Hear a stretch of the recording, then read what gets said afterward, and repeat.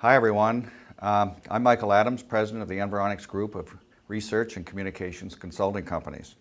And I have the honor of being your keynote at the upcoming Cannexus conference in Ottawa this January.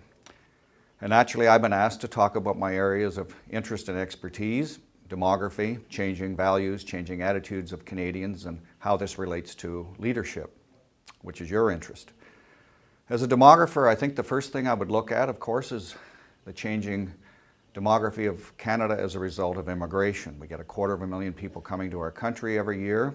They come from all over the planet. We are one of the most diverse countries in the world. Our great cities are 50% foreign-born. And what we want to know is, why are people coming here? Are their objectives to successfully integrate or just to form their own little communities? How are their kids doing and their grandchildren? How are they doing in Canada? And then what can we do to not only tolerate or accommodate religious and ethnic and racial diversity, but actually embrace it. The second group I'm very interested in, and a study that we just completed, is a study of Canada's urban Aboriginal people. And again, what does this community, which represents half of the Aboriginal population of Canada, what are their experiences? What are their hopes and dreams and aspirations for themselves and for their children?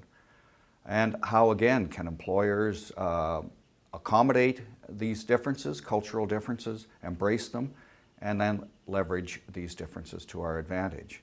Other groups I'm going to touch upon, because I've written books about these subjects, of course, are baby boomers. I just finished a book called Staying Alive and the Future Aspirations of Canada's Baby Boom Generation. They're now 45 to 65, and they're going to move into that period we used to call retirement, except half of them want to do paid employment in their so-called retirement years. So how do we accommodate their aspirations as well as accommodate, of course, providing jobs for their children and their grandchildren? And then finally, about our young people. And what we're seeing is a surge of entrepreneurial interest in young people and a desire to have personal autonomy, to be in charge, to start up new, I don't know, everyone seems to want to be in, that I know, in social media, advertising, communications, something like that. We're talking about the knowledge economy, the creative economy, and how do we accommodate, again, a generation of young people who are, of course, ethnically very diverse in the future of our companies. So I look forward to talking about immigrants, new Canadians, visible minorities, baby boomers, entrepreneurial youth, Aboriginal Canadians. This is our demographic future. How do we make sure Canada remains the great country it is and a successful country where people can have a great standard of living and a great quality of life? So I look forward to seeing you all this January.